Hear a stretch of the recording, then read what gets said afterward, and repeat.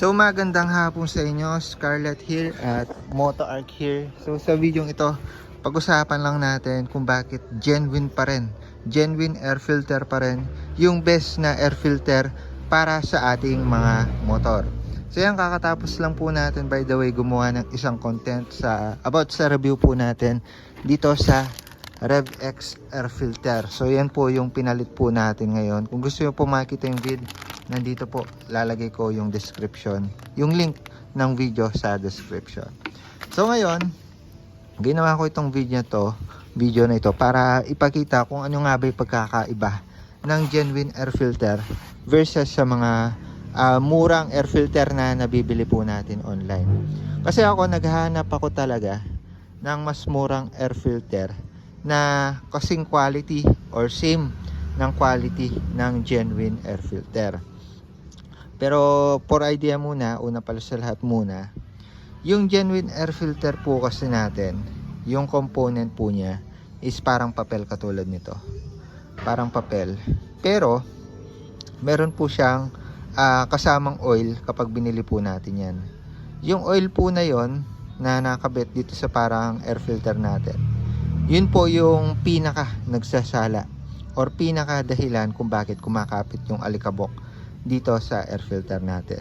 Kung wala po yung parang oil na yon na nandito sa air filter, hindi po niya masasala ng ganito kakapal or ganito karami yung ating mga hangin na pupunta sa ating mga airbox. Ngayon, papakita ko sa inyo. Ito, may part pa na medyo green siya eh. Hahawakan ko to gamit yung kamay natin. Hawakan ko lang. Yan, kahit may alikabok yan, alam ko may oil pa rin yan. Punas po natin dito. And makikita nyo, malangis-langis. Hindi po yung alikabok yun ha. Yung alikabok, dry yan eh. Pero yung air filter, ayan, hawakan po natin. May space pa naman eh. May oil siya. Ayan, oil po yan guys. Malaman natin oil yan. Kasi yung bare hand natin, ayan, hindi naman siya nagkakaroon ng oil. So ito, may oil siya, yung pinanghawak po natin dito. Yun yung kagandahan ng genuine na air filter. May components po siya na oil na nakakabit dito sa papel, kung kaya naman nafi-filter po niya ng maayos yung ating mga motor. Ano po kagandahan nun kapag maayos yung na-filter yung ating mga motor? Una, syempre wala pong makakapasok na alikabok papunta dito sa tube na to, air tube, or ano ba tawag dito, yung malaking tubo na yan papunta sa makina natin, papunta sa throttle body muna pala, tapos papunta sa makina. Mapipigilan niya pong pumasok yung alikabok. Ngayon, ano yung kagandahan pag napigilang pumasok yung alikabok na yon?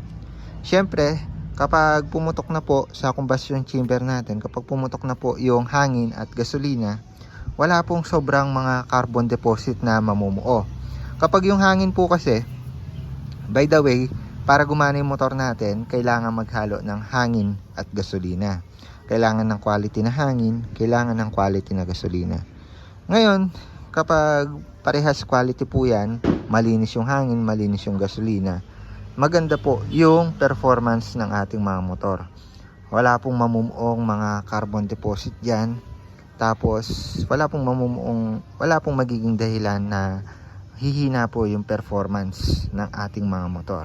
Ngayon naman, what if gumamit tayo ng ibang brand ng air filter na kagaya nito, RevX, yung nilagay po natin, ito yung brand niya. Chinyak po kasi natin kanina. Ito, check natin sa daliri natin. Ito yung gamitin natin. Ayan, gad-gad ko na. Dapat niyan, ano lang eh, taplis lang eh, gad-gad ko na. Ayan. Halos wala pong oil na sumama sa daliri natin, dumikit. Meron siya konting-konti lang. Siguro sa 100%, mga 3% lang yung oil content niya. Halos tuyong-tuyo po yan. So dito sa mga aftermarket na air filter tulad nitong RevX, hindi ko pa natatry yung iba, pero ito pa lang yung talagang na-review ko guys. Wala po siyang oil content.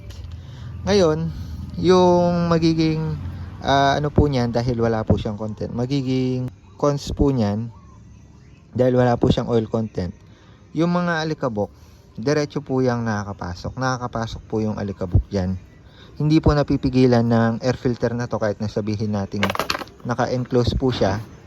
Ayan, nakikita naman natin na sarap po siya kahit naka-enclose po yan. Alam natin may makakapasok dyan pag dumudumi yung tube na nandito.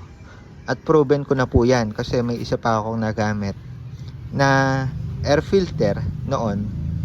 Wala naman siyang brand pero halos ganito rin. Hindi siya dumudumi. Ilang buwan na hindi pa siya dumudumi. Ngayon tinignan ko yung tube na to. Dumudumi siya.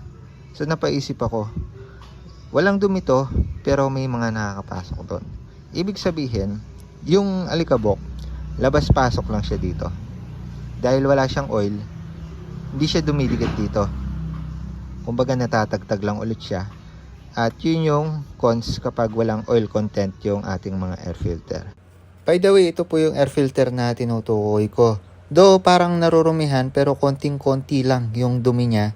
Di tulad sa mga genuine air filter na talagang mahakot niya yung alikabok. Talagang didikit po sa kanya yung mga dumi at hindi po nakakalusot. Walang chance na makalusot papunta sa loob. So yan po yung pagkakaiba nila. Ngayon, kaya ako nasabing yung genuine air filter pa rin yung best na air filter para sa ating mga motor. Kasi sila pa lang yung nakita kong may air filter na may langis, na medyo oily. Sila lang. Naghahanap ako ng ibang alternative na air filter pero wala akong makita. Genuine lang talaga, kagaya nitong Honda. So in case man gusto nyong good or overall na maganda yung performance ng inyong mga motor at also ma-prevent po yung pagpapathrottle body nyo palagi kasi pag marumi pag nakapasok yung alikabok yan, throttle body yung tatamaan nyo kailangan yung palinis yan palagi. So kung gusto nyo ma-prevent yung mga ganon, also maganda yung performance ng inyong mga motor, smooth dahil malinis yung hangin na nakapasok, also tipid po sa gasolina yung inyong mga motor, genuine kayo. Tipid din po ito sa gasolina dahil yung hangin na papasok sa makina natin malinis nga. Ngayon, hindi natin kailangan pumiga ng todo para umandar ng maayos yung engine natin. Kasi pag marumi yung nakapasok na hangin, magre-require yung throttle natin na bumira pa ng mas maraming RPM. The more na mas maraming RPM, the more na mas maraming ilalabas na gasolina. So kapag ganon, magre-require yung motor natin, kapag marumi nakapasok na hangin, magre-require yung motor natin na mag-RPM tayo ng malakas para lang gumana siya ng maayos, mag-operate ng maayos yung engine natin. So yun, genuine air filter, best air filter kung gusto niyo ng tipid sa gasolina, tapos ma-filter talaga, yun talaga ma-filter talaga yung mga alikabok. Huwag nyo na lang paabuti ng ganito. For idea, nasa 7,000 kilometers odo to, pero mga 5K to 6K odo pa lang pwede na kayo magpalit nyan. Check nyo na lang din kapag medyo may green pa katulad nito, mga 80% pa yung green, 70 to 80% pa yung ganito. Ayan, yun na yung sign na magpalit na kayo. Kung 70 to 80% na medyo marumi na, tapos halos wala na kayong maaninag na kulay berde, palitin na. Makikita nyo naman nasa inyo na rin naman kung nakikita nyo, puno na ng alikabok, ayan, parang wala ng space na pag-filteran, pwede nyo nang palitan katulad na lang nito. Palitin na to. So aftermarket, naghahanap pa ako ng ng best na pang-alternative na mas mura. Pero sa ngayon, ito pa lang, genuine pa lang yung talagang best. Ito, pwede naman siyang ilagay kaso wag lang patagalin. Mga 2K to 3,000 kilometers odo, palit na kayo. Kasi konti lang yung oil content niya. At yung halikabok, labas-pasok lang dyan. So kung pang pang alternative lang, kung wala lang talaga kayong mabilan na genuine, pwede yung mga ganito, mga replica. Ayan. So yun lang muna para sa video na ito. The more click, the more you know. Genuine air filter, best na air filter para sa ating mga motor. Bye-bye.